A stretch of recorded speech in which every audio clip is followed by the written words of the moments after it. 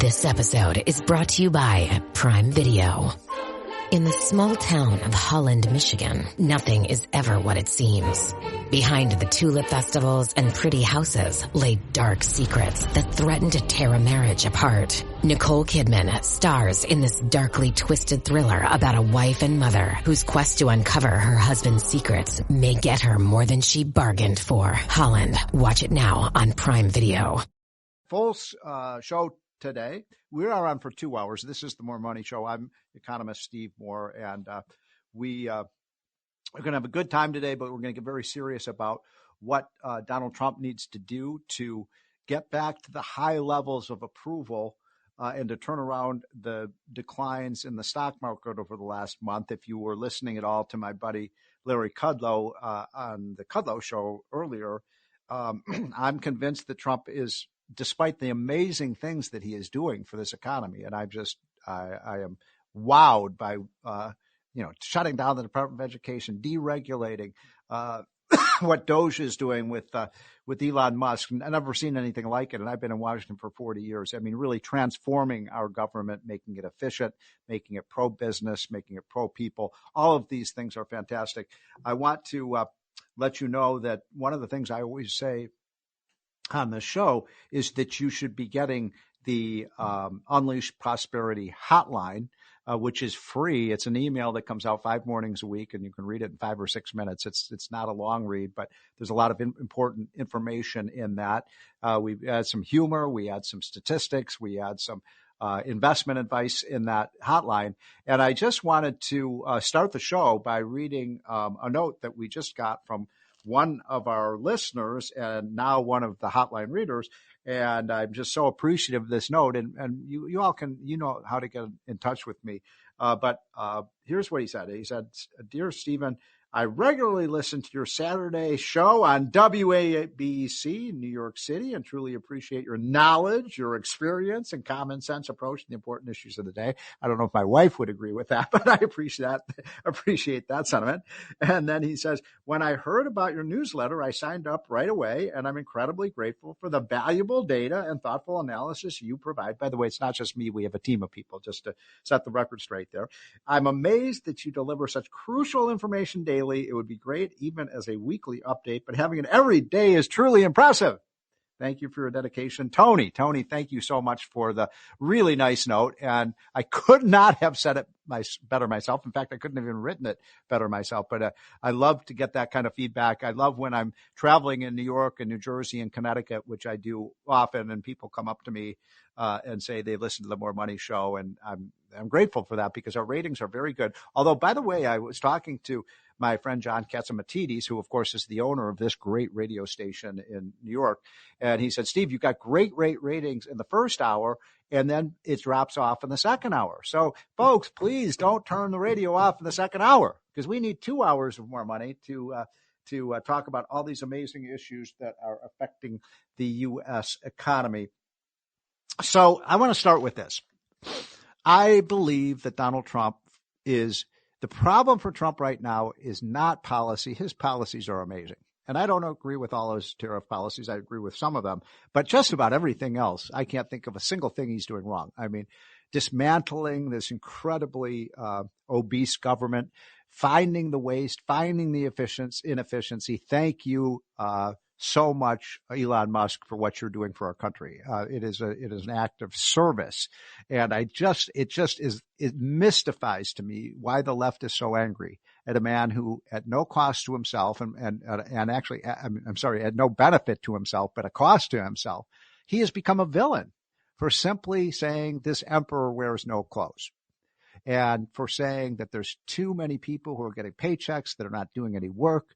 There's too much. Did you see there was a story, I think it was in either the New York Times or the Wall Street Journal, that a lot of these Medicare providers are getting double payments. They're being paid twice for the same services, which is just ripping off you and me and all the taxpayers around the country. This is happening routinely, and it is theft. It is theft. They might as well stick a gun in your face and take out your wallet and take $20 bills out of your wallet, because that's what these people are doing. And somehow, for the fact that Elon Musk and his team is exposing this, he's the villain. He's the villain. I'm mystified by that. Why? Why is the left defending the waste and corruption of our government? I'm not a big government guy, but many of my friends are, and they believe in government helping people. But if you believe in government helping people, why would you defend the thieves and the racketeers and the big businesses that are ripping off our government? And not all big business. I'm not anti-big business. I'm just saying it's happening. They are gaming the system to take money from you and me, literally and or figuratively, right out of our wallets. And we should be angry about this, and not angry at Elon Musk. He's the whistleblower here. We should be angry at how much money is being stolen. Now, along those lines, I think Donald Trump has to get off the tariff message, because tariffs are not popular. I know with some of you they are. And by the way, I will be taking your calls. 1-800-848-9222 is the More Money hotline. We are live. We are in color.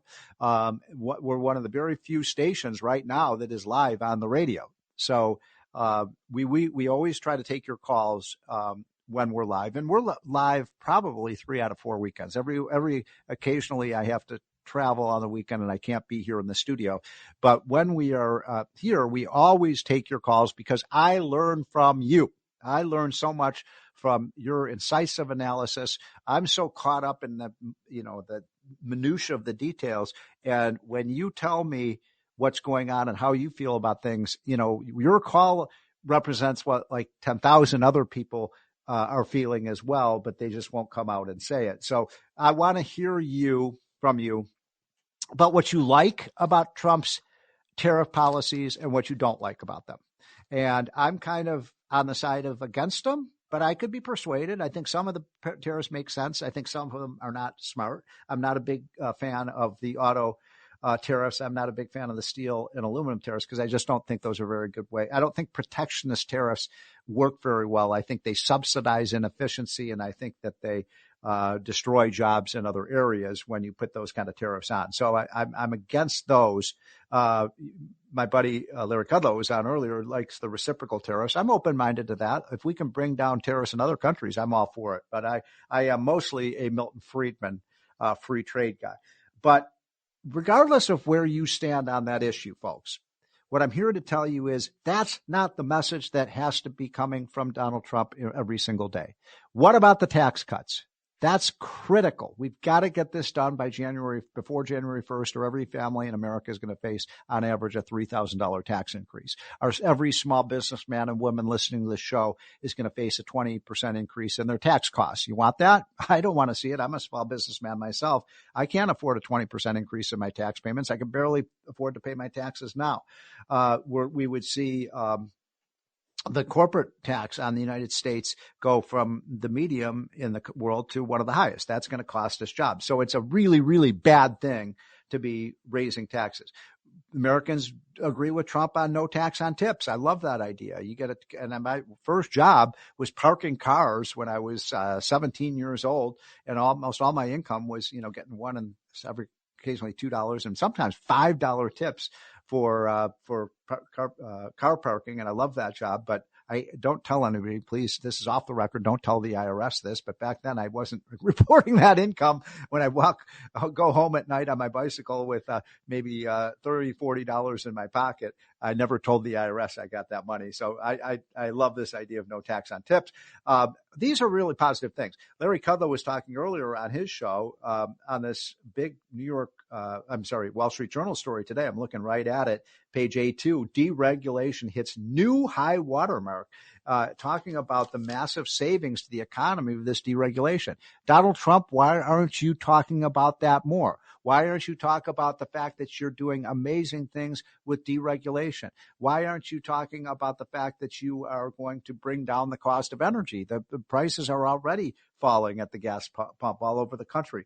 Why aren't you talking about the urgency of getting this tax cut done and the fact that every Democrat in Congress wants a $4 trillion tax increase? Why aren't you talking about about what DOGE is doing more. I mean, I know you do, but it has to be front and central to your message that we are going to make this a much more efficient government, that we could take this, Elon Musk is saying he thinks we could take our $7 trillion budget down to $5 or $6 trillion, and people wouldn't miss it. In other words, that $1 to $2 trillion of extra spending is just waste, fraud, abuse, and duplication. So if you get rid of that, if it's even the low estimate of $1 trillion, you've cut the national deficit in half without affecting one. What is this ridiculous talk about Elon Musk trying to cut Social Security benefits? I mean, this is a laughable thing. These people are pathetic. My grandparents, my parents are not going to lose their Social Security benefits. I'm 65 now. I'm not going to lose my Social Security benefits. As Elon Musk said the other day, this is a way to save Social Security benefits by getting rid of the fraudsters. The fact that you've got so many people over the age of 120 that are getting Social Security checks. Lord knows whose bank account those go into. The fact that we have so many illegal immigrants getting Social Security checks and all of these things. So when you cut the fraud, you make the system work better and you save the system. You don't lead to its demise.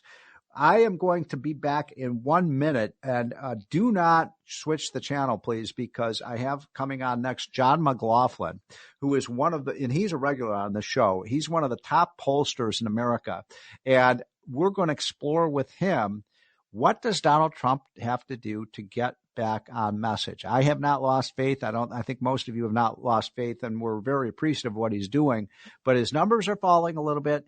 Too much talk about terrorists that has negatively affected the stock market. I think we're tired of seeing the stock market fall. We want to see a rise in the stock market. What does Donald Trump have to do to rescue our 401k plans? This is the More Money Show, folks, on WABC. This is More Money with economist Steve Moore. Now, Steve Moore. Welcome back, folks. This is the More Money Show on WABC, the number one talk radio station in these United States. Always a pleasure and privilege to be with you from 1 to 3 p.m. on WABC, following the great Larry Kudlow, who, by the way, was the best man at my wedding. So he is someone, obviously, I greatly admire. But another person I greatly admire, and there's a lot of pollsters out there, and I don't always trust pollsters, because I think sometimes they twist the polls to get the answers they want.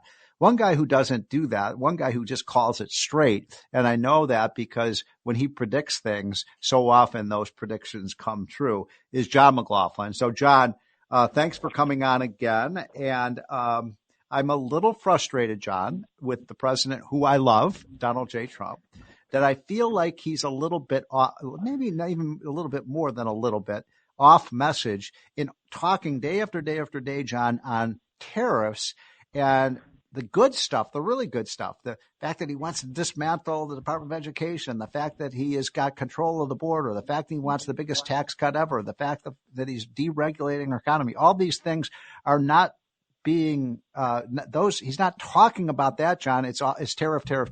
So do you agree with me or disagree with me that there's a messaging problem right now? Well, I'm by the way, there's nothing that focuses political minds like an election. And I've been fortunate that I've worked for Donald Trump since he first ran for president, and through the last two elections. And he's listened to you and Larry and Steve Moore and Art Laffer, and he ran on tax cuts, and that was his first. That helped us win the primary in 2016, and it was the most important achievement of his first term in office. And what people don't know, we did a poll recently for the Chamber of Commerce, where 49% of all voters in America are not aware that the tax cuts are lapsing this year. Whoa, hold on, time out. Half of Americans don't even know that they're going to face a whopping tax increase next year if we don't get this done? Wow. No clue. And that's because Trump, John, that's because Trump isn't talking. That should be part of his message. By the way, there's two special elections in Florida for Congress on Tuesday. That should have been the focus of the election. Should have been a referendum of realize When the House put up its budget version with the tax cuts in it and the room for no tax cuts on tips and overtime and Social Security, which are popular, every Democrat in the House voted against that. So every Democrat in the House is now on record for voting for the largest tax increase in the history of the United States, and people have no idea this is coming. That Chamber of Commerce poll, people support making the Trump tax cuts permanent 64-20. People, and by the way, we've got a new poll of small business owners in the country from the Job Creators Networks. They supported 4-1. Small businesses will go under. When you tell them the negative consequences of those tax increases, that the average taxpayer's bill will go up $2,000 a year, that people will lose like 9 weeks of money that would allow them to buy 9 weeks of groceries. People that it's 80% are more likely to support the tax cuts, making them permanent. But they have no idea this is coming. They have no idea that the Democrats want the Republicans to mess up, not get the votes, and all of a sudden the tax cuts lapse, and we'll lose the midterm elections. We'll lose our House majority, our Senate majority, and guess what? We'll get impeached again. So John, what are you seeing in terms of, you're doing a lot of polling almost every week, national polls of Republicans, Democrats, Independents. How is he holding up? Because, the stock market is down pretty significantly since the middle of February. I mean, my wife, every night I'm coming home, says, oh gosh, we lost some more money this week. Now, the stock market's very volatile, as you know. It goes up and down and down, up and down, but it's been down, and Trump loves a big, good stock market, as we all do. So, how do you feel like his approval rating is doing right now? I know it's at like 52-43, and it's not just me. It's like Scott Rasmussen had that number. Wow. But by the way, it should be higher. On election day, it was 56. It's like he's treading water right now because he's on other messages. He's dealing with trying to bring peace in Ukraine and Russia and protect Israel from the terrorists. Right. And he's done a great job securing the border. I mean, the Republicans love it. By the way, for sure. In our monthly survey, when we ask him the most important goal for President Trump, what he ran on, like 7% say it should be reducing the price of oil and gas, 8% say strengthening national defense, 20% say securing the border, 58% say passing the tax cut to give middle class taxpayers relief from inflation. The tax cut is relief from inflation. We've been punished by this hidden tax for 4 years, and we cannot take a tax increase on top of rampant inflation. So what? We got to get. Sorry, what are people saying about tariffs? Do you think they favored the tariffs? They don't. Larry Kudlow, our buddy Larry Kudlow, was on earlier on on his show, and I was listening to him, and he was saying that he thinks one of the problems is one day it's a tariff on this, one day it's a tariff on China, one day it's a tariff on autos, and that kind of message is getting a little bit muddy. But what do Americans think about tariffs? They think it should be fair. Like basically, when I've tested it before, if a country wants to put tariffs on us, then we should reciprocate with tariffs on them. But they'd rather see not tariffs. They'd rather see, have no tariff. If, for example, American automobiles, we'd love them to be sold overseas and manufactured here. And they understand it as a tool to bring jobs back and manufacturing back to the United States, whether it's pharmaceuticals, whether it's airlines, et cetera. But they would like to see a fair playing field. And in America, right now, I think they would think that we're unfairly taxed. Our products are unfairly taxed when we try to sell them overseas. However, but go back to the key argument here. You give them a choice between, stopping a tax increase, which Newt Gingrich in a recent poll has 77% of all Americans respond more favorably to stopping the tax increase. Yes. So what they really want is stop the tax increase, make the Trump tax cuts permanent, and then have fair trade where, it's reciprocal, that we take down these barriers. So that would be a really growing economy. I'm just a pollster, and I'm successful because President Trump listens to you and Larry and Stephen Art Laffer. And we got to get them focused on the tax cut. That should be the biggest battle going into the midterms, in every election. Especially because, John, we're starting at Unleash Prosperity to run some ads in some of these Democratic districts because just, 3 weeks ago when we had that vote on the House floor, every single Democrat, every single one of them, including many of them in the Northeastern, where our show reaches, and in the New England states, every single Democrat voted for a $4 trillion tax increase. And that seems to be a pretty good message for the Republicans to say these people want to raise taxes on you. Right. And it works because in the campaign, we ran ads in the 7 battleground states against Kamala Harris that she was for the tax increase. And it's not just a tax increase and most of the voters are in the Trump coalition are working class voters. But we get investor class voters when we say, guess what? The capital gains on your home is going to go up by a third if you try to sell it, or your 401ks. That tax cut lapse that you and Larry helped put together for President Trump. If that lapses, capital gains goes up, tax on investments go up, tax on your savings go up, and your income taxes go up.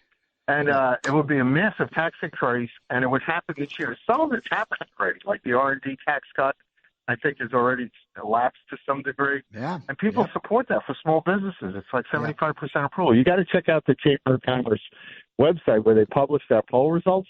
People want this tax cut. People want they it do. to be permanent. So I've got just 2.5 minutes left with you, John, and this is excellent information. So thank you so much for covering some time out of your Saturday afternoon to come on. We are live, by the way, folks.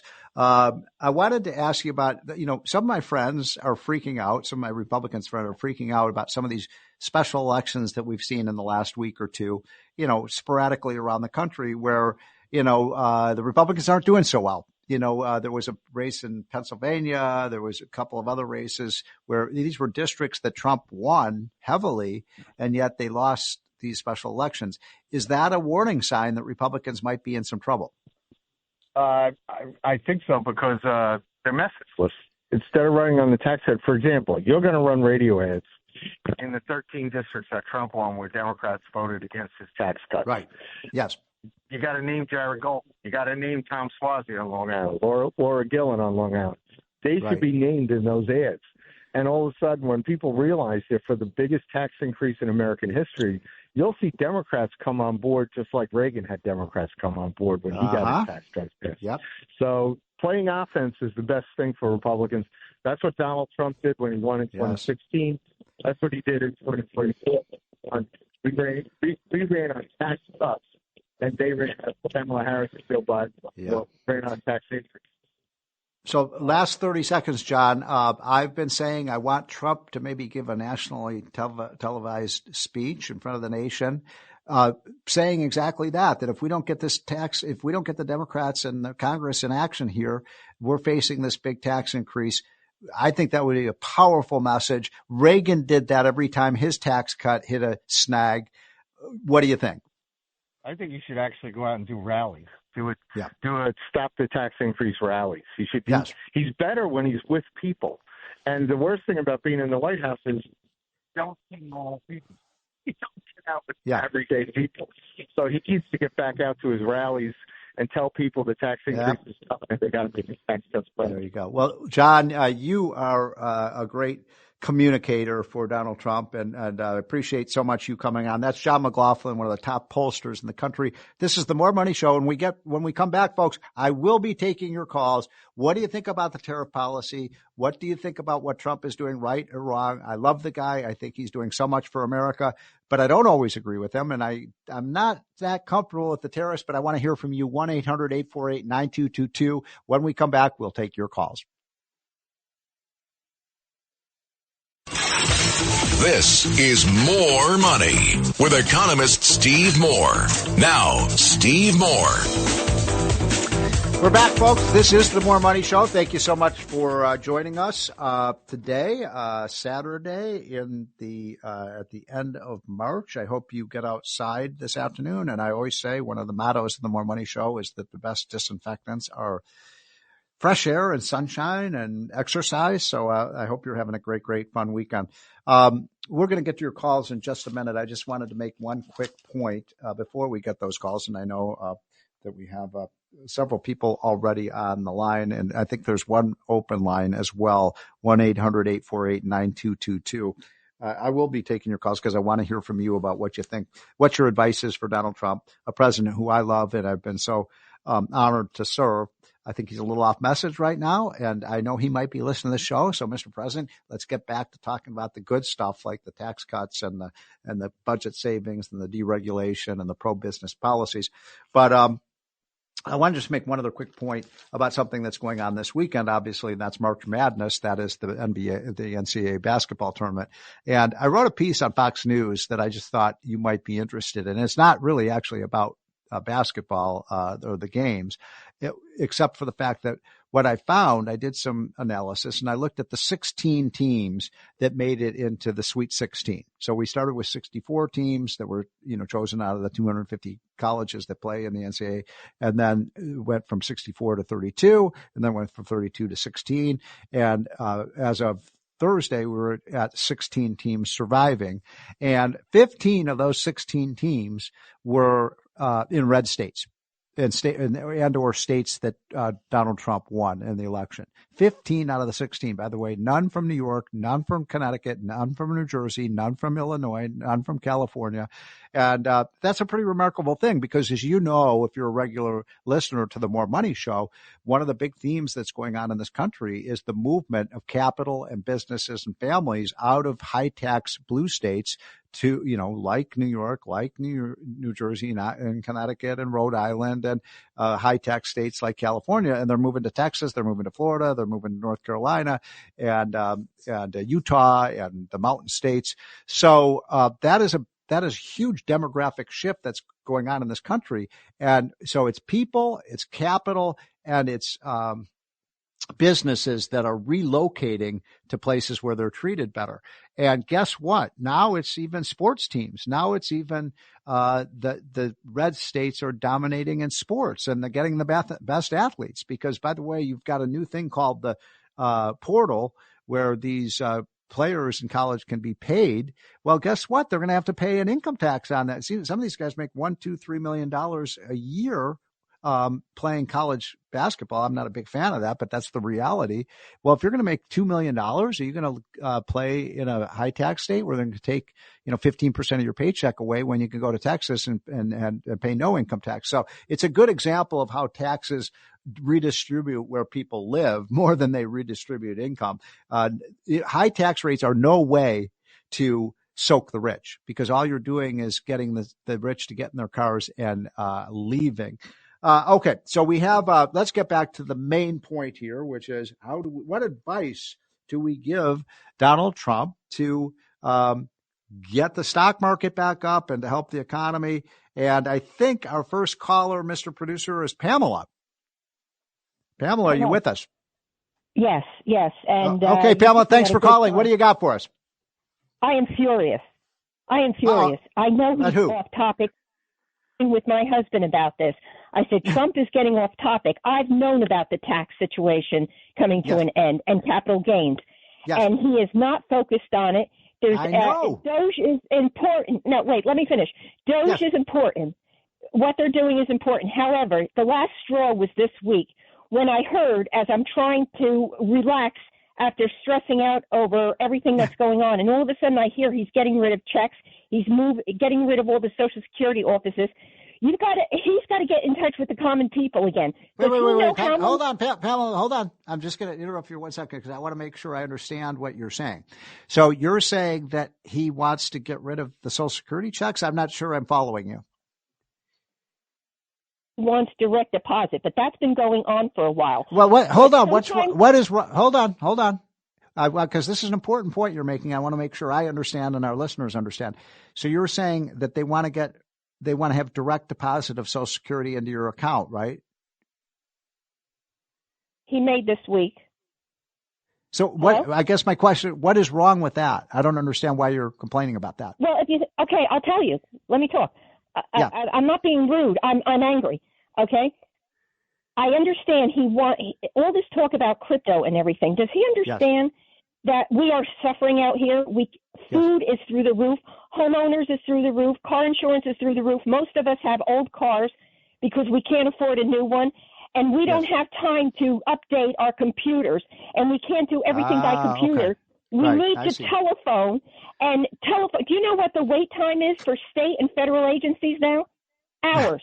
Yeah, right. Hours. Okay, I see what you're saying, and I think you have a point. I mean, what I would do is make it optional. If you want direct deposit, you get it. If you don't, you can get it the old-fashioned way with a check in the mail. But I want to be clear on something. And by the way, Pamela, thanks for calling. It's an important point you're making. I want to make sure people understand what the Democrats are saying right now is this is some kind of a ploy to cut people's Social Security benefits. That's ridiculous, folks. That's just a flat, bald-faced lie. Elon Musk and Donald Trump are not talking about cutting your Social Security benefits. That's what they always say when they're a cornered tiger. They snarl about, oh my gosh, we're going to cut Social Security benefits. I'm going to say this loud and clear as forcefully as I can. There is no plan to cut Social Security benefits. There is no plan to cut Medicare benefits. In fact, there's no plan to cut Medicaid benefits. All Trump is trying to do with Elon Musk is say, we're going to stop the thievery. If you're a fraudster, we're going to put you in jail. You're stealing money from the rest of us. And we know that this is in the hundreds of billions, not hundreds of millions, hundreds of billions of dollars that's being ripped off the taxpayers. That's me and you and everybody listening to the show. And I greatly applaud that. I think it's a long time that these people be put in jail. We hunt them down and we get the money back. Because as I said earlier on the show, it's almost like they're reaching into your wallet and taking money out. They might as well be doing exactly that. But I think your point is a good one, but don't be lied to by the media. The media is not telling you what's really going on. Okay. Mr. Producer, who is our next caller, please? Tony, what do you got for us? Hi, Steve Moore. I love the topic. In the election time when President Trump got America, we all voted for him. Now it's time for America to get President Trump. I recommend a pyramid approach to communications. I think right now the crucial thing that Americans need to understand is the finances. I was reading a book about President Kennedy's tax reforms, which Larry Kudlow co-authored. Right. And even he had a hard time getting these through. I know. Americans, as we prepare for the elections, which we need majorities in the House and Senate. Americans need to get this. So my recommendation is, first of all, anything that's more difficult for Americans to understand, which is the finances, we need to sort of have them put first before America. Here's how much you've been saved. Here's what Doge has done. Here's where we're going. Here's this. Here's that. President Trump coached us during his campaigning for his whole campaign. Now he needs to coach us through his financial plan and make sure that no stone is left unturned in communicating. And then we will have a very successful campaign with a pyramid approach. So that means financials first, talk about Doge, talk about, outside countries, tariffs third, and then, lastly, deal with things that are sort of conflicts that we've been stressing about, all the conflicts internally, about what's going on with the CIA and Pete Hegseth and everybody else. That needs to be put in its proper perspective because people are eating a lot of junk. And this is the same junk, Larry, that they get from the regular NBC, ABC. Yeah. So do you think that's a good idea? Okay, Tony, those are the excellent ideas. It is right now, I think, a communications problem with Trump more than anything because his policies are excellent for the country. They're good for American families. They're good for small businesses. But I think it's a messaging problem right now. So I think, and I like your ideas a lot. I think we have time for one or two more quick callers. Mr. Producer, who is next? Robert, thanks so much for joining us. Hi, Mr. Moore. We need to start freezing assets, arresting and prosecuting these thieves who are committing whole looting of our treasury. The Democrats have set this system up. Yes. And this gravy train has got to be derailed and the only way is to get these people out of circulation.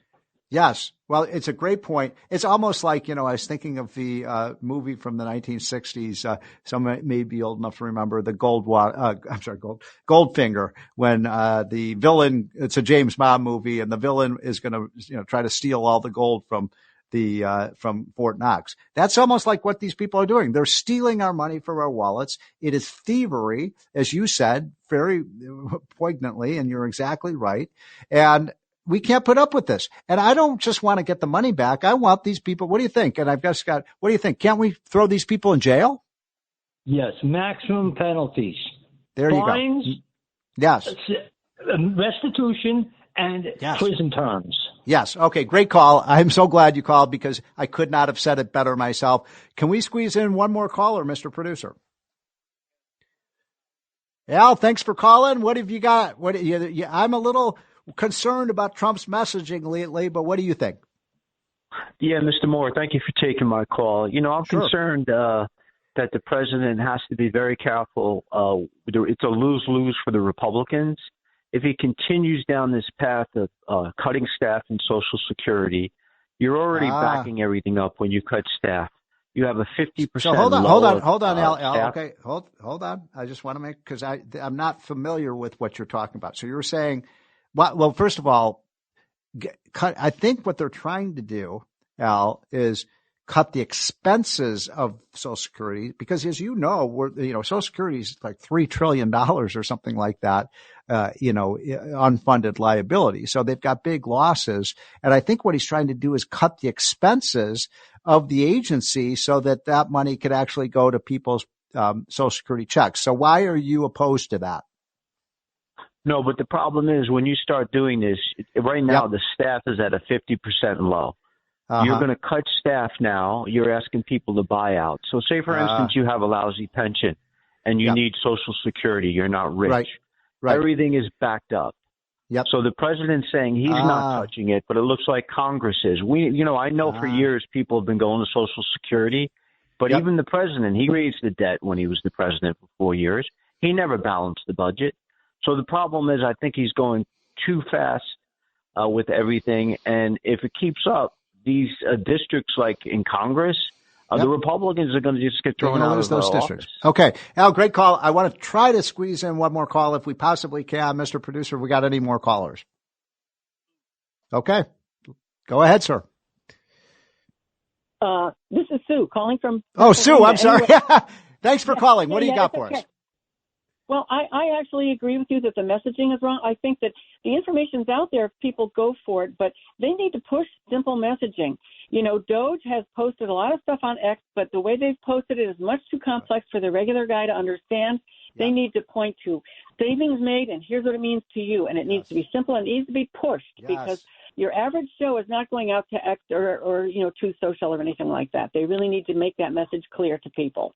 Yes, I couldn't agree more. I mean, I think you're exactly right, Sue, and I appreciate the call. I mean, what I'm hearing from people is, the policies, you like the policies, but you're a little bit uneasy about how Trump is messaging those, and I think you're probably right about that. Look, Trump is a master communicator, and he's a master marketer. He's going to get this right, and I want him, folks, to concentrate on the amazing things that he's done for the country already. I mean, my God, the number of people crossing the border illegally every night is down by over 94%. And he's only been in office for 3 months. The fact that they're already identifying hundreds of billions of dollars of waste and taking action to eliminate that. The fact that we're firing these federal employees that haven't shown up for work for the last 4 years. I mean, I could go on and on and on. How about all these transgender experiments that they're doing, research grants on, transgenderism and rats and things like that. What the hell? I mean,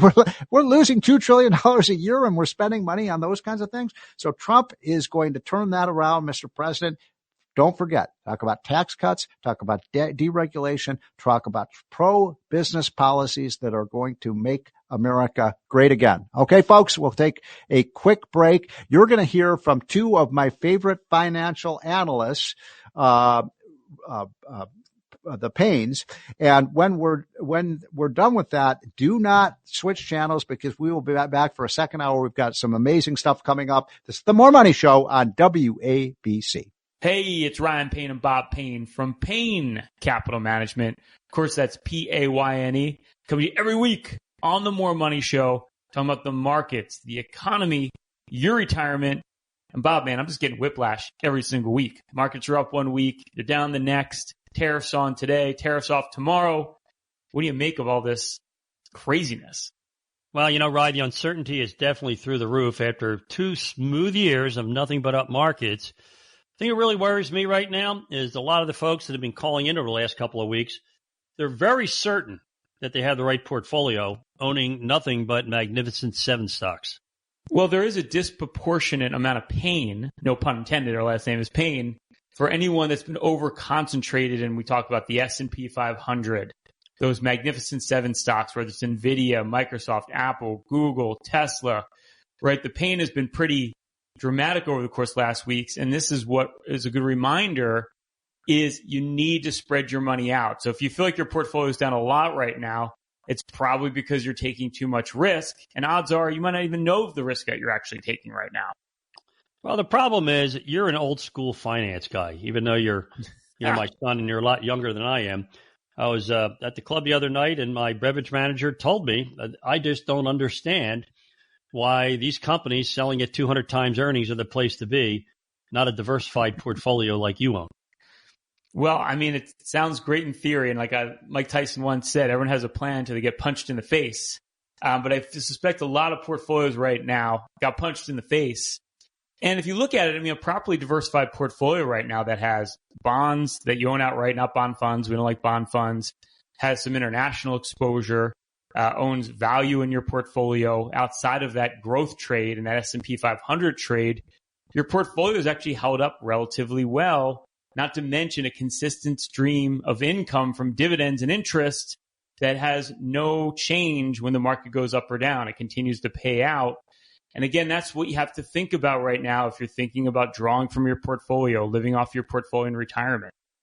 Well, that's the whole thing. That's the irony. There's tremendous companies around the world, both in our country and other countries, that are growing at 25 to 30% in their profits this year. And they're not the Magnificent Seven. It's anything but that. And meanwhile, as you said, Rye, you have a lot of cash flow in a well-diversified portfolio right now, which is an overused term, by the way. But one of those folks is us. We have all our dividends coming in on Monday. I was rooting the market down all day Friday because I'm buying on Monday. I don't want the market to go up when I'm buying. Bob, you're a sadist. What can I tell you? But, I think the bottom line is it's a great point. No matter if we're having tariffs, not having tariffs, that doesn't affect your dividend payment coming in on Monday. And that's why I think we've been so adamant over the last couple of weeks talking about this. You can't predicate your investment strategy on what's happening right now, because I can promise you it's going to change. And we're seeing change of this administration every single day. You have to put your investment strategy in context to what your goals are. It's way more important, and your goals, they're not fluctuating every day. And that's why right now more than ever, you need to evaluate your situation and make sure you're on track to live off your portfolio, or if you're living off your portfolio right now. Well, one of the things you taught me, Rye, over the last 20 years is don't talk to your clients about retirement. Talk about financial independence. That's more important. That's what everybody should strive for. And, portfolios like musical chairs. I like the fact that no matter what the music, whatever other music is playing right now, we have a chair that we can be secure in. I don't want to be the one person who has a portfolio. When the music stops, I have nowhere to sit because that chair has been eliminated. Yeah, and I don't want to be in retirement, Bob, to your point, like stressing every day about, well, is inflation going to go higher? Is inflation going to go lower? Are tariffs going to be so high that no one's going to do business again? I want to know no matter what happens, something in my portfolio is going to work. Some way I'm protected. And that's the whole idea of having what we call almost like the all-weather portfolio, right? If inflation goes up, I have commodity exposure in my portfolio, right? Interest rates go up. I have bonds that come due. I'm not in bond funds. I have dividends that are going to increase. And on the flip side, if inflation goes down, well, my bond prices will go up, right? So no matter what situation happens, can my portfolio address that? And I think that's what you need to ask yourself right now. It's the most critical question. Well, Rob, we have a lot of uncertainty right now, but, of course, we have DOGE, right? And DOGE is going to eliminate all the government waste. We have a whole new administration that's going to change everything. Well, let me tell you what doesn't change. Time passes, markets operate, and April 15th, you got to pay your taxes. There are plenty of places right now where you can invest your money in a tax-efficient manner.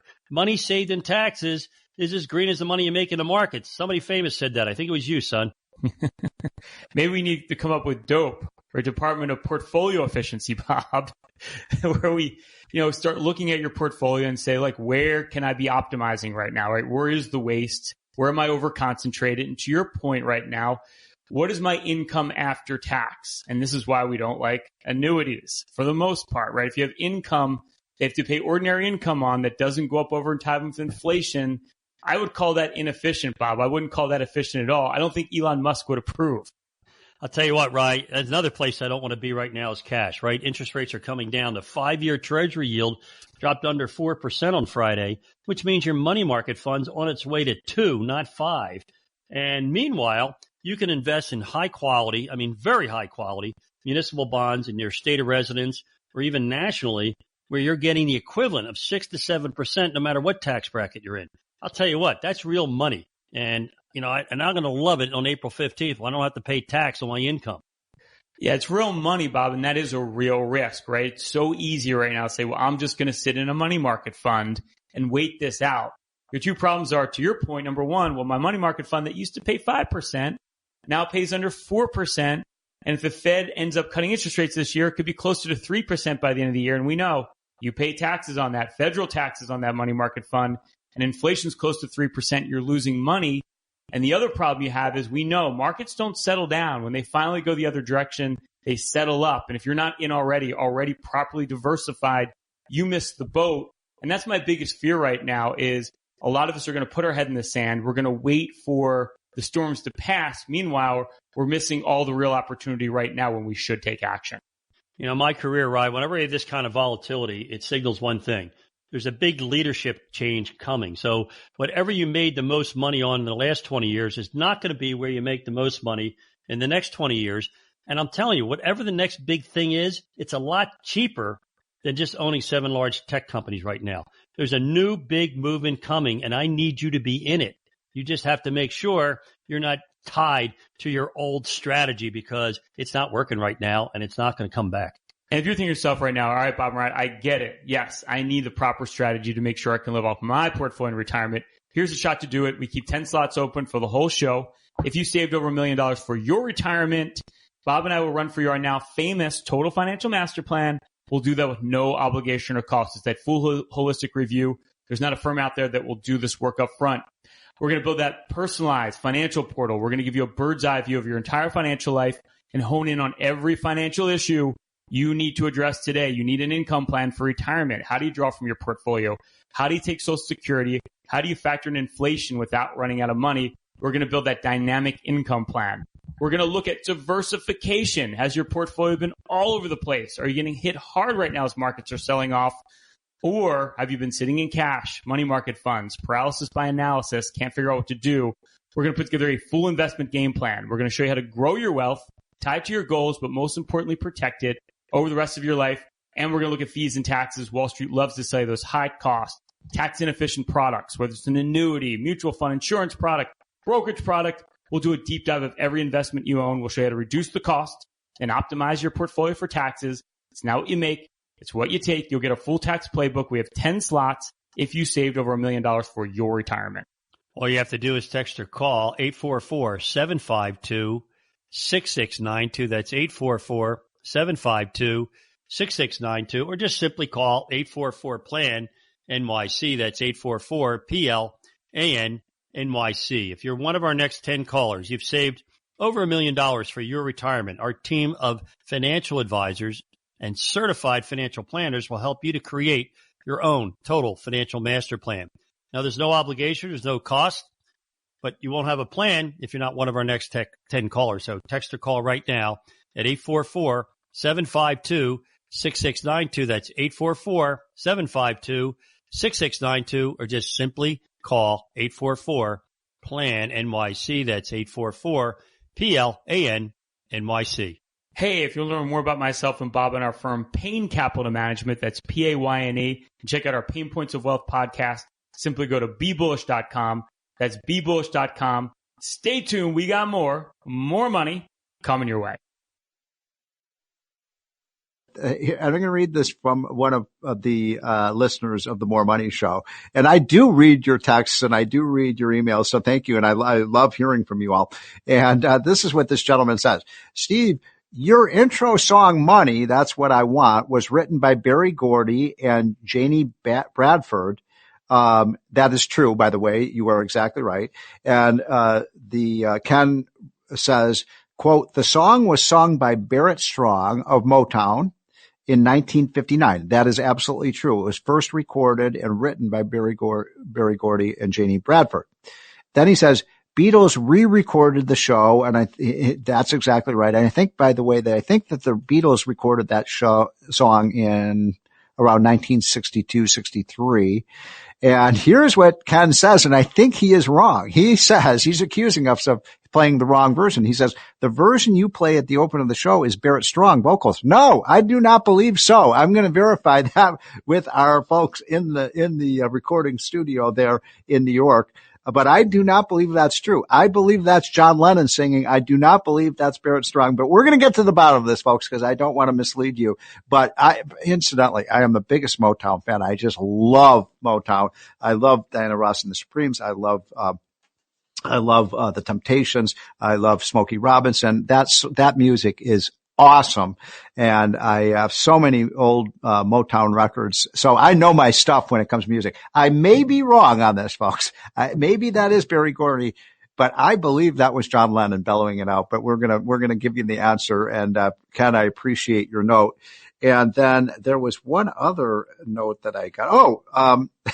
So Joe writes me and he says that I got it wrong on Goldfinger when we were talking about the classic James Bond movie. And Joe says, and I'm going to verify this. I think he's probably right. He says, Steve, Goldfinger didn't try to steal the gold. He wanted to make it unusable after exposing it to a dirty nuclear bomb created by Chinese communist scientists. And tell that uninformed caller, Al, that Trump is not going too fast with the cuts. He's not going fast enough. Anyway, good comment. I'm going to have to go back and watch that classic movie Goldfinger and get to the bottom of this. I think I was like 9 years old or something like that when I first watched that movie. I think it was one of the very first James Bond movies and one of the best. So I always appreciate your correspondence with me, and I want to make sure you know how to reach me. So if you'd like to email me, do that at steve@unleashprosperitynow.com. steve@unleashprosperitynow.com. And that's a good way to, if you email me at that address, I will sign you up for the hotline, which you will get 5 mornings a week, emailed right to you. And it is absolutely free. There's no advertising. It's just all really good information about how to make more money. We're going to bring on Tom Del Beccaro, who's one of the top political analysts, in just a minute. But before we get to Tom Del Beccaro, I want to revisit this issue of, is the stock market overreacting? And I believe it is. And I'm working on a piece for FoxNews.com on this point. So it probably is true that in the short term, tariffs are a negative thing for the economy. And certainly there's been a big sell-off since Trump started really talking day after day after day about these tariffs. But even if that's true, I want to tell you why I think that the future for the stock market is good. And incidentally, I'm not a financial analyst. I'm not that good at this. I'm an economist. I'm not a financial analyst, but I'm going to tell you this. So trade is only between 15 and 20% of our overall economy. We're not trade dependent as so many other countries are. Now, I'm a free trader. I believe in free trade, but I'm just saying it's not, most of the trade that happens in the United States is between states. It's, North Carolina selling things to Florida and Florida selling things to Texas, and people, Detroit selling cars to people who live in Montana. And so we are the largest free trade zone. And so what I'm saying is, the trade element of our GDP is not big enough to have this kind of negative effect on the stock market that people are seeing. The second point I would make is, even if it were, look at what people in the trading industry on Wall Street, I think, are forgetting is that that all of the positive things that Trump is doing. So the deregulation will save $1 trillion. The pro-American energy policy will save hundreds of billions of dollars for consumers. The fact that we're going to get rid of $1 trillion of waste in the government, those are really positive things for the economy. Firing incompetent government workers. So they have to go out and get a real job in the private sector. Those are things that will expand the economy and make our businesses more productive. And that's why I'm here to tell you, I think now is not a bad time to be buying stocks. Just buy an index fund of the stocks because they will go up. And I will eat my words if 9 months from now we don't have a lot higher stock market than we have today. So that is my little riff right now. I think that there's too much emphasis on the tariffs and not enough emphasis in terms of what the financial media is talking about in terms of all the really good things. Okay. Mr. Producer, do we have Tom Del Beccaro on yet? If not, we can take a quick break and reach him. Where are we at? We'll take a quick break, and when we come back, we'll be joined by Tom Del Beccaro, one of the top political analysts in the United States, and we'll talk more about these issues about how do we get Trump back on the right message. This is More Money with economist Steve Moore. Now, Steve Moore. Welcome back, folks. This is the More Money Show, and now I am pleased to introduce to you a good friend who is, as I was saying earlier, one of the top political analysts in the country. Believe it or not, he was the head of the Republican Party in California. That's a tough job. And I think, Tom, did you tell me you debated Kamala Harris? I did debate Kamala Harris way back. I hope you kicked her butt. I did win the posted debate poll, which we thought at the time was a big deal, but now that everybody knows who she is, doesn't seem so big anymore. So tell us quickly about your new book that is about the American Revolution and the American story. Yeah, the lessons of the American civilization. What I do is I talk about the arc of American history from the 1500s all the way to last year. And look, one lesson we need to learn is that power centralizes and then bureaucracy takes hold. And that's what America's experiencing today. And I tell people, King George didn't smile when we came to take away his power. And that's what you're seeing in today, is it not? They are fighting tooth and nail, but there's two things that matter here. One is, you and I have talked over the years about the size of government is simply crushing economic growth, right? Yes, you cannot have the government at 40% of the economy with regulations. And that lowers people's standard of living. But also all this every power that government gains comes at the cost of personal freedom. And the thing about that is our founders understood the value of freedom, and that freedom is a value. The value of freedom is, in and of itself, they wanted us to be free because they saw what centralized power did throughout history. And that's a lesson that's been lost. It has. And it's the reason my ancestors and my grandparents came to America from Ireland and Germany, and probably are you Italian, Tom? With Del Beccaro, you've got to be Italian, all up and down the Italian peninsula. We are, and we came for. Is it one of these Sicilian things? You're not Sicilian, are you? I'm half Sicilian, but we don't talk about it. But I'm half. But it's the same thing. Everybody came here for opportunity, of course, and freedom, be left alone. To be left alone from government, bureaucracy, and kings, and the bondage of what was happening in Europe and so many of these other countries, and yet you and I talk about this so much, Tom. Tom and I have been friends for 20 years. That why is it that we as Americans are so willing to give up our freedoms that we've fought so hard for to attain? Yeah, and we did a couple hundred years ago but we've become so rich. And I talk about this in my book. Starting in the 1950s, America did something which few civilizations have ever done, and certainly no large civilization has ever done, which is starting in that period of time. Americans were spending more money on non-essential items than essential items. That's how much wealth capitalism in America created. So literally, and that was probably the first time in history that it ever happened anywhere, right? Yes, and certainly for anything of great size. I mean, you can make arguments about small places in history, but anything of this size. Yes. More than 50% of our spending was on non-essential items. Right. But like leisure and going to the movies and taking vacations and things like that. So you had discretionary income. Right. Yes. But today, and a decade later, what happened? We started the war on poverty, and government started to explode in real terms. And where are we today? Where 60-some% of Americans live within 3 weeks. Why is that? Terrible. Because government burden has grown so much, and that's really what the Trump fight is about, and what Secretary Bessent talks about. We have got to take this burden off the economy, privatize it, and get economic growth above 3 and 4%. We cannot make it as a country at 2%. It won't work. We're going to go bankrupt. Yeah.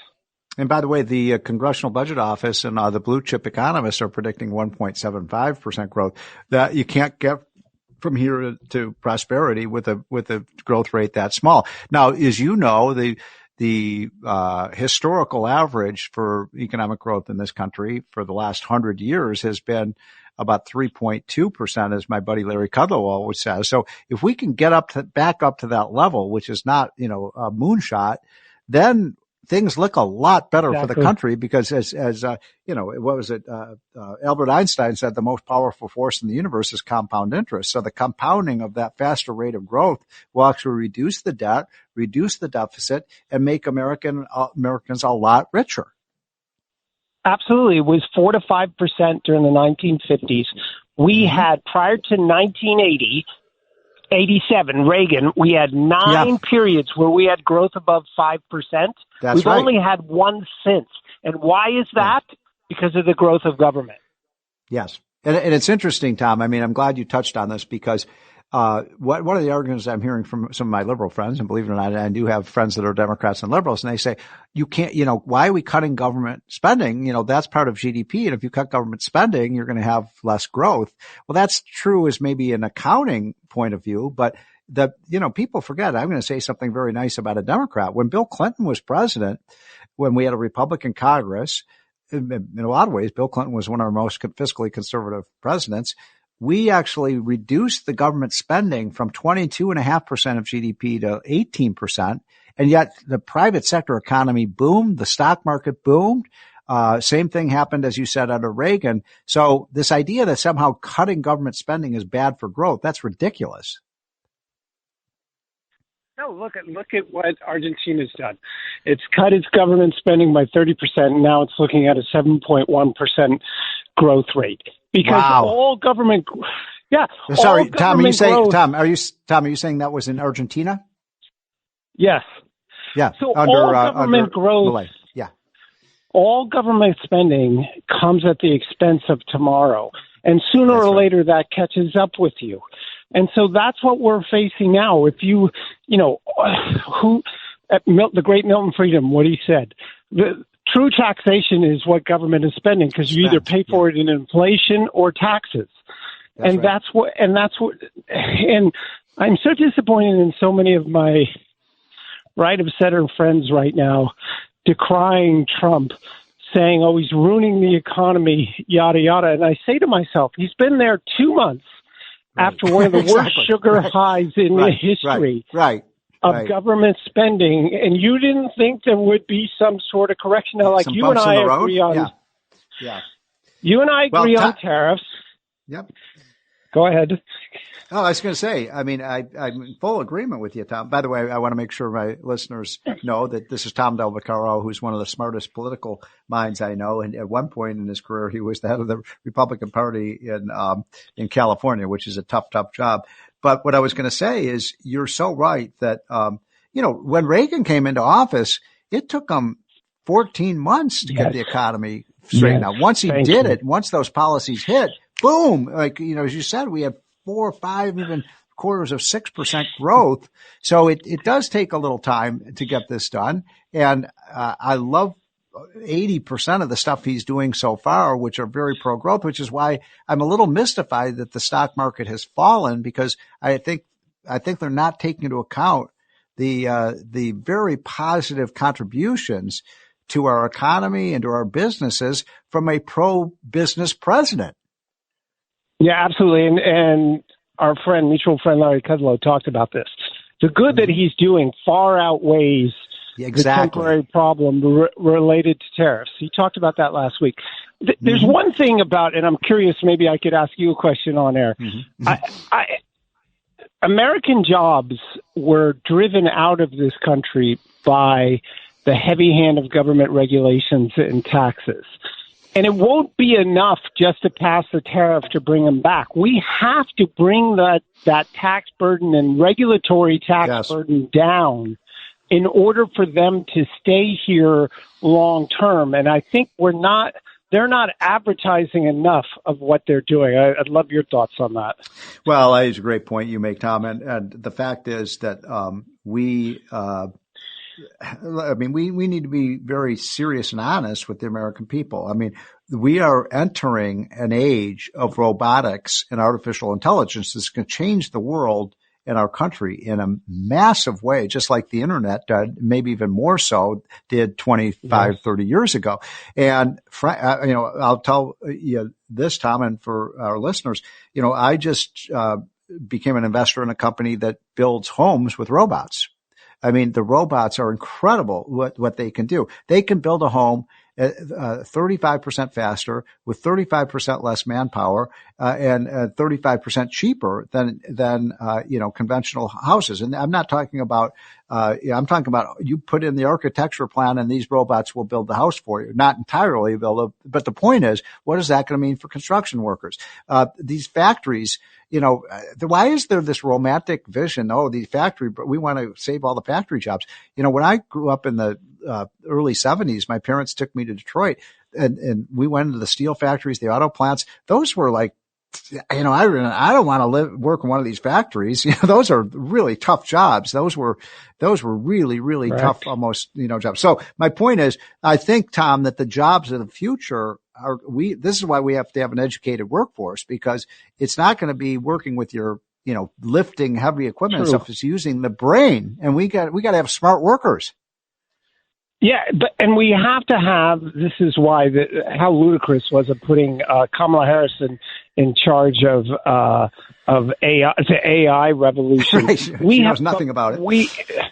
Money flows to where it is welcome, and the United States needs to be that most welcome place. Yes. And your regulatory structure has to allow it. Yes, no Republican ever says, "Oh, we should have no regulations," but you got to have the balance. I talked for years in California about you're driving manufacturing to India and actually polluting worse than if you had a sensible set of regulations here, and then you would develop the clean energy of the future in California because you'd have demand for it there because you actually had existing businesses. So that really, it bothers me that we're not talking enough about, but look, you and I both get the media. The sensation sells. They want to talk the market down. They believe Tim Walz does the right things. And so I'm hoping this administration spends a little bit more time advertising what it's doing so that people can hear it directly. Remember, Trump got elected in 2016 on Twitter going directly to voters. They need to go around the media scare of the stock market. I mean, think about it.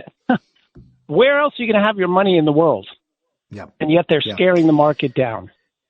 So one last question for you, Tom, and then I'll let you go. Appreciate you carving out some of your time on a Saturday afternoon. The tax cut. The tax cut is front and center. Every Democrat in the House of Representatives 3 weeks ago voted for a $4 trillion tax increase, which is just despicable in my opinion. But how important do you think this tax cut is, and why isn't Trump talking more about it? Look, I've never understood the mentality of having tax reform with an end date. You either believe in what you're doing or you do not. And again, money goes to where it's welcome.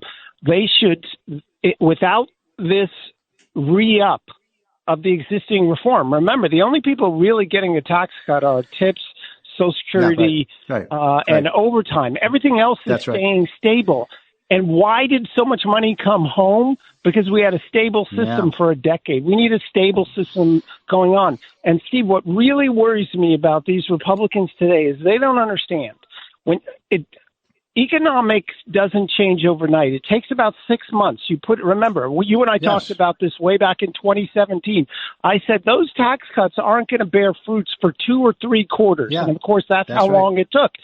They need to pass this yesterday so that by the beginning of next year, all these fruits come together. And so without this, the continuation of the existing tax base, the Republicans will be thrown out in 2026. Yeah, that's why they got to get going. And that's why I have people like you, Tom Del Beccaro, come on the radio show, because you are give sage advice. And so thank you very much, Tom Del Beccaro. His book is called, what is it again? The Lessons of the American Civilization. Yeah. I appreciate being on with you. Okay. Thank you, Tom Del Beccaro. All right, bye-bye. So, folks, I want to go back to this one point I was making with Tom Del Beccaro, which is, let's not try to save the jobs of the past. We don't need buggy whip operators anymore. We don't need mass transit trains anymore. Pretty soon we're going to have, cars that you just push a button on your phone, and a driverless car will come right up to your doorstep. It'll take you wherever you want to go, and it'll cost you $5. It's not going to cost you $25 because there's going to be no driver. The trucking industry will be almost completely automated, and that will dramatically reduce the cost of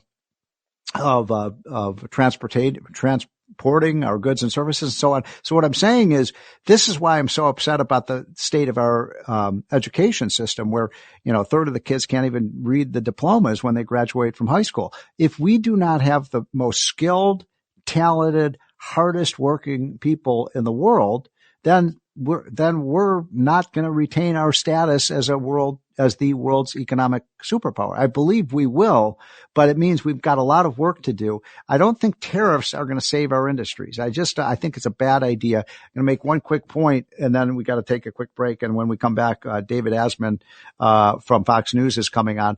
But when we tried to save the auto industry in the 1980s, so late 70s and 80s, remember when Japan was taking over with Honda and all these other Japanese car companies, all we did was, with all these trade restraints, was made the U.S. auto industry less productive and less competitive.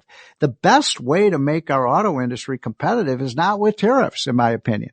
It's let's compete. Let's out-compete these guys. We've got smarter workers. We've got better car designs, and we can do it. And by the way, we did see a big comeback of the U.S. auto industry once we got rid of those trade restraints. So I'm against them. I don't like subsidizing our industries. I really don't. I think they can sink or swim on their own.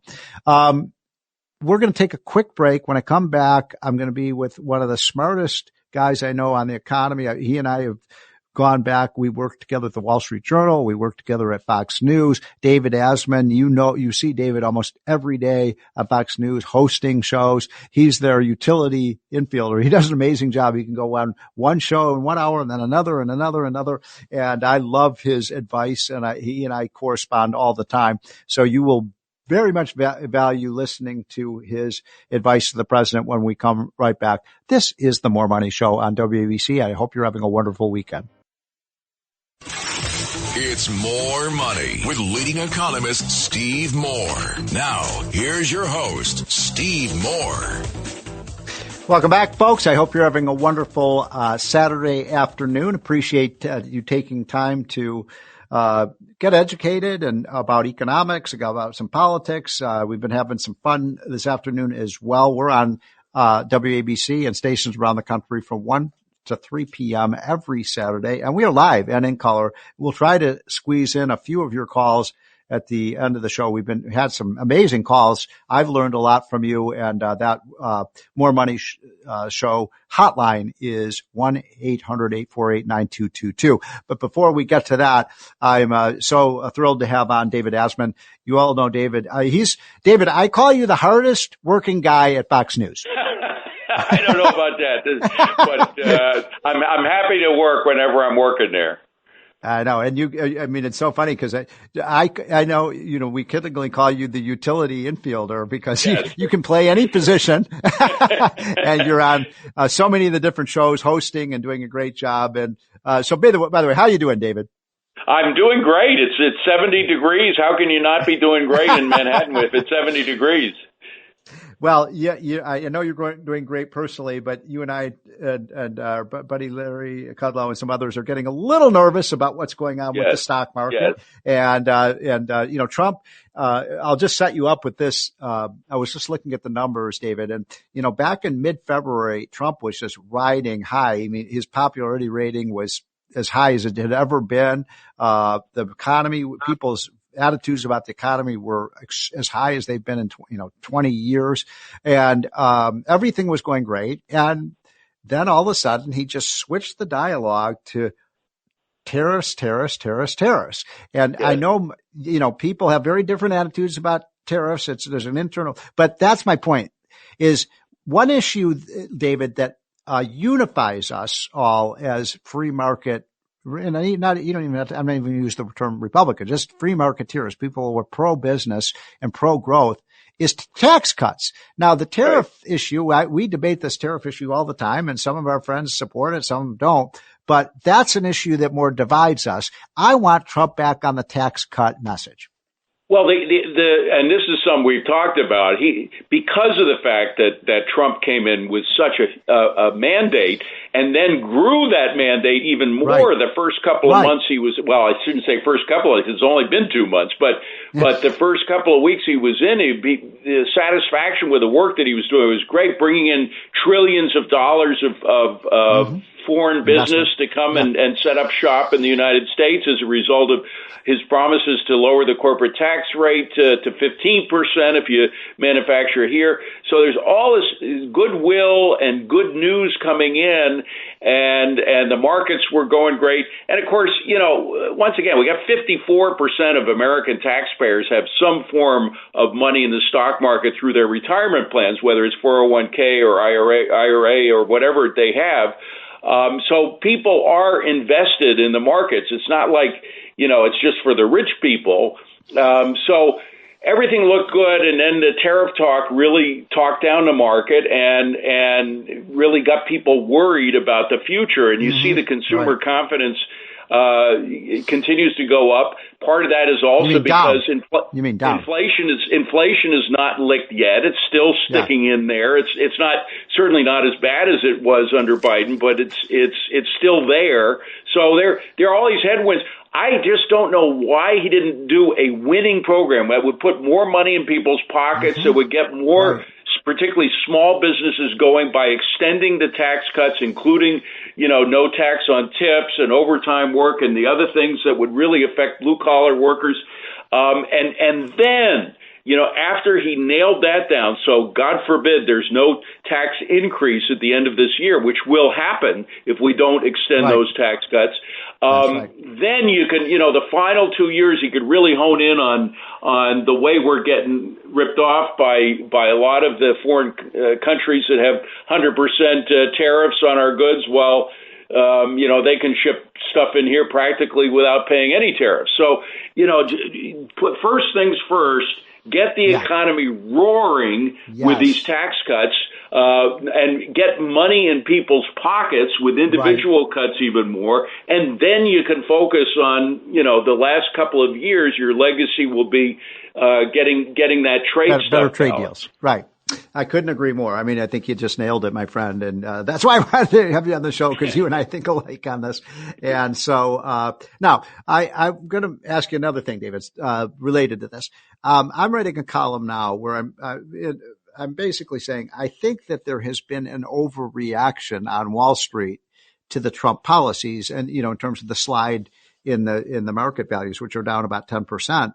over the last 3 weeks or so, because and this is just a hypothesis, so I may be wrong about this, but if you look at the tariffs, in isolation, those are probably a little negative for growth. But if you look at all of the other things, I mean, an article in the Wall Street Journal today on A2, deregulation hits new high water mark under Trump. Yeah.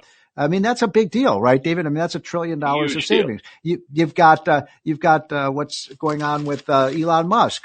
He says he can save $1 trillion over the next few years in terms of outrageous and wasteful government spending. Yep. You've got the energy policies that will drive down the cost of gasoline at the pump and our energy costs that we pay. So all of these things.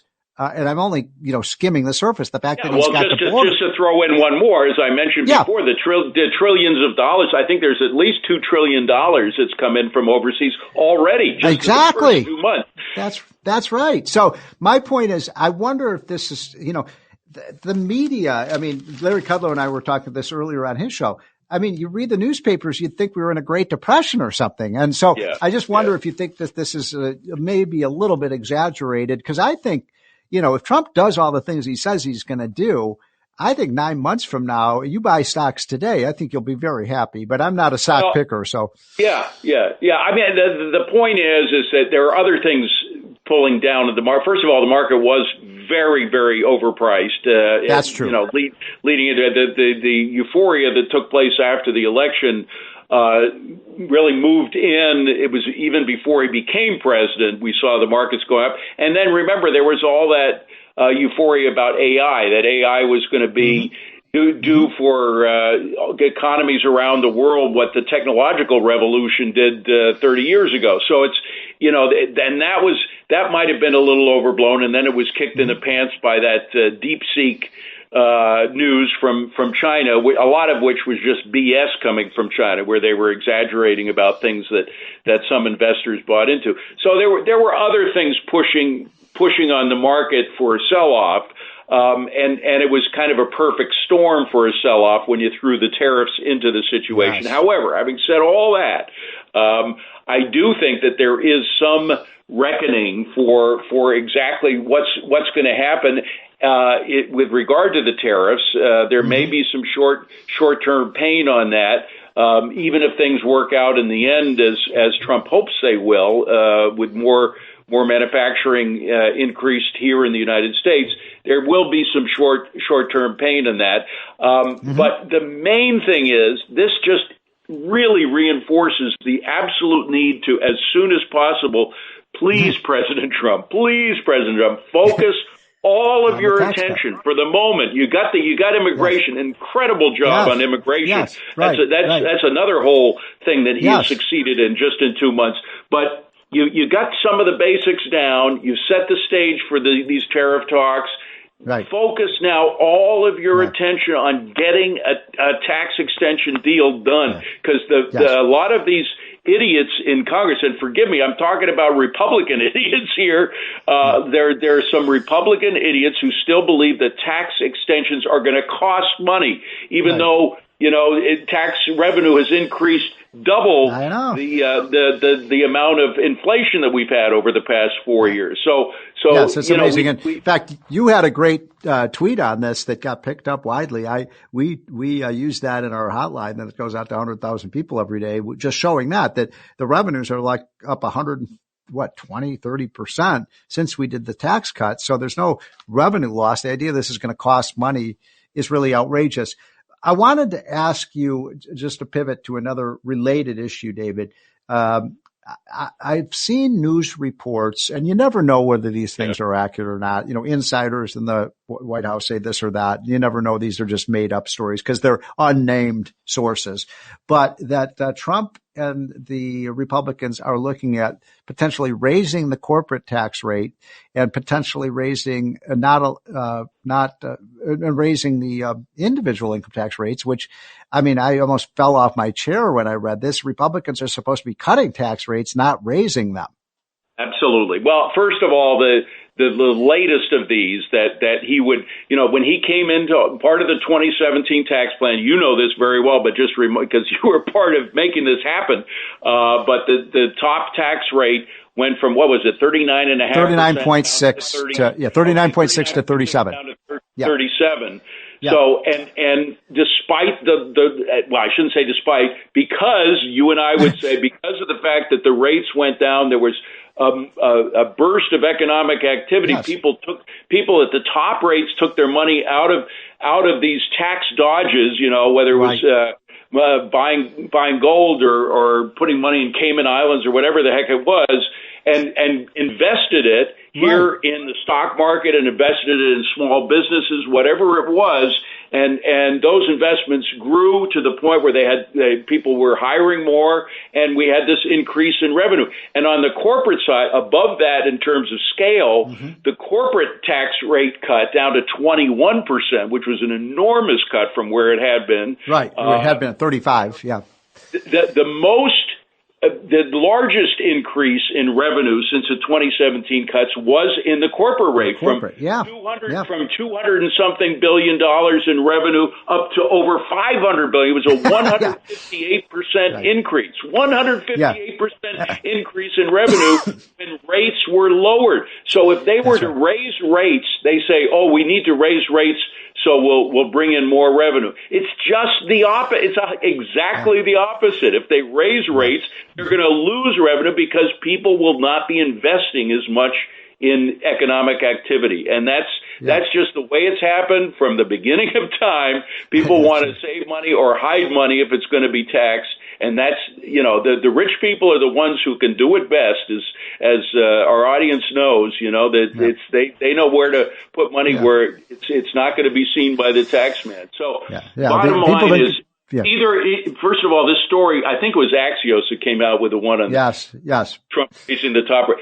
It's either a bum story or Trump is getting some very bum advice from somebody. And I think it's the first. I think it's a bad story. I think it's either sourced to some career bureaucrat or it's, parts of it are just supposition rather than hard journalistic evidence. So I'm hoping that's true because, you think of who's working in the White House, whether you're talking about the Treasury Secretary or the chief economist there, Kevin Hassett, they're supply side folks. They understand that you get more revenue when you lower rates and make it cheaper to do business, and because businesses grow so much that you actually get more revenue.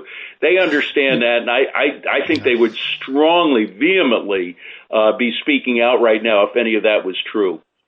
Good point. Great points. And by the way, David Asman is my guest, and what David just gave you all is a tutorial on something called the Laffer curve, which is exactly what you were describing. That Arthur Laffer, who's my mentor and your mentor, and I think you got to know him first at the Wall Street Journal many years ago. But he is famous for saying, sometimes when you raise tax rates too much, you get less revenue, not more, for all the reasons that you just described. Why is that so hard, David? By the way, we have the history. The evidence is in. I mean, it's time and time again. It's been proven by administrations going back to just after the tax code was instituted, when we got the Internal Revenue Service. That in the 1920s was the first time that tax cuts or tax rate cuts came in and proved that you actually get more revenue because of it. That's true. Yeah. Well, David, we're up against a hard break. I appreciate, you're coming on and educating our folks. We need to get you talking to the White House as well. David Asman does an amazing job on Fox Business News and Fox News. You see him all the time, always giving great advice. Folks, we are coming to the end of the show. I just want to say thank you so much for making this show a success. Our ratings are really good because of you. And I hope you have a wonderful weekend. And do not forget to subscribe to the Unleash Prosperity Hotline by just going to unleashprosperity.com and getting it for absolute free. And if you read that every morning, you will always be the smartest person in the room. Have a great weekend, folks. But before you turn the channel or go back to your other activities, listen to two of the best in the business coming up Ryan and Bob Payne. Ryan Payne and Bob Payne back again on the More Money Show from Payne Capital Management. Of course, that's Payne, talking about the markets, the economy, and your retirement. All right, it's a tipping point. This is where we pinpoint the pain point. Of course, that's Payne, having the biggest impact on your wealth right now. And you know what, guys? One thing that got my bacon, as they say, last week was we had a real surprise. I don't think that ever works, by the way. Inflation numbers came in much hotter than expected. And, it made me think of when it comes to building your portfolio, typically what moves the markets or what moves the needle or whatever's not anticipated. More than ever right now, there's so much uncertainty, specifically what's happening right now with tariffs. Are we going to pay down the deficit? Are we going to get tax breaks? And I don't think anyone really knows what's going to happen. And the question is, how do you build your portfolio in the face of all that uncertainty? Well, a client of mine called me last week or 2 weeks ago and said, with these new tariffs, the market's guaranteed going to go down. Like the market's completely going to suffer from these tariffs. As opposed to the pro-Trump investors who say, well, Trump uses the stock market as his scorecard. So it's got a Trump put, right? Every time it goes down, he's going to do something to make the market go back up. Like he has a magic wand. That's I think what's interesting that happens right now is the media loves to focus on these political headlines, and they do that specifically in a Trump presidency. This happened, 4 years ago. This was all over the headlines, and it's all people can think about. But it's not the only story, right? You're talking about tariffs and tax cuts, and that's what's coming from Capitol Hill. But AI is the other big story. And the question is is that going to play out the way that people expect? Is that already priced in? I don't know. And that's why you want to make sure you own a little bit of everything in there. Because we talked about this earlier. Europe is actually one of our best performers this year. Banks are doing really well. It's not really your AI trade that's, again, is all the news talks about. There's a lot of other stories out there that aren't covered as much. And we can tell you, because we see all your portfolios, nobody has Europe in their portfolio. Or, commodities, right? Commodities up 7-8% this year, which is an inflation hedge.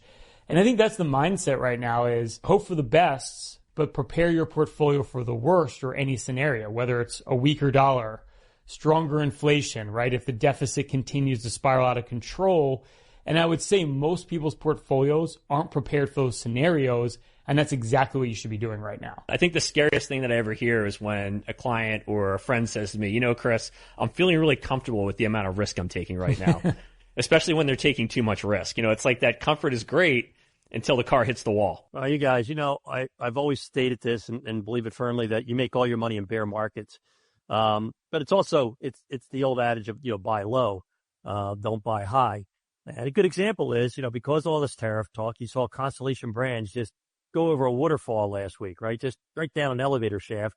And all the analysts fell over each other, selling, dumping their opinion until Warren Buffett went in and bought it at its lows.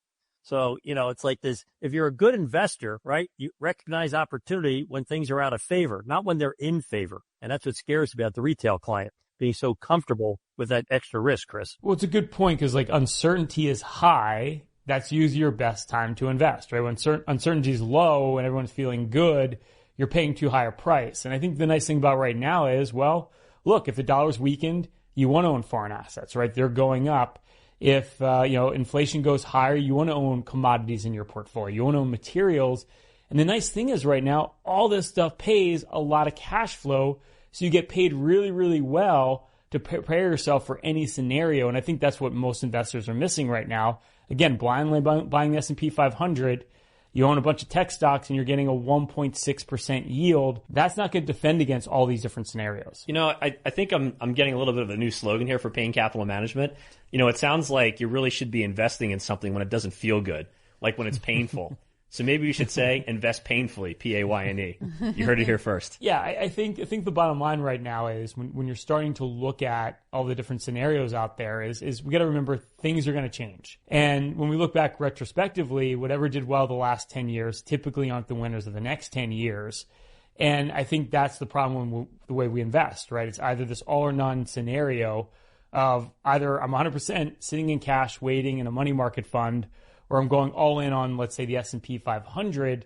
And really, like more than ever, that's probably the wrong strategy given the fact that there's so many different variables at play right now. I think that's the hardest thing to do is to block out the noise and not listen to what your friends are saying. Oh, I've got all my money in NVIDIA, or you're hearing the news talking about what the best thing is. You really do need to be focused on your own goals and how much risk do you need to take and how diversified should you be, because it is so different for everyone. And I think that's something that we see as planners is, you know, what somebody spends or what somebody has in their net worth is just completely unpertainable to the next person. And so that's where I think it's really important to not listen to whatever the hot topic is right now, because it might not pertain to you. Well, I'll tell you the biggest risk out there right now is people thinking that the bond market, bear market is over, like bonds can't go down. And that's why you need to own individual bonds, high quality bonds that have a coupon, a fixed rate of return, and a maturity date. Because if you're in bond funds, you're in a position where you can lose equity, have equity-like losses, right?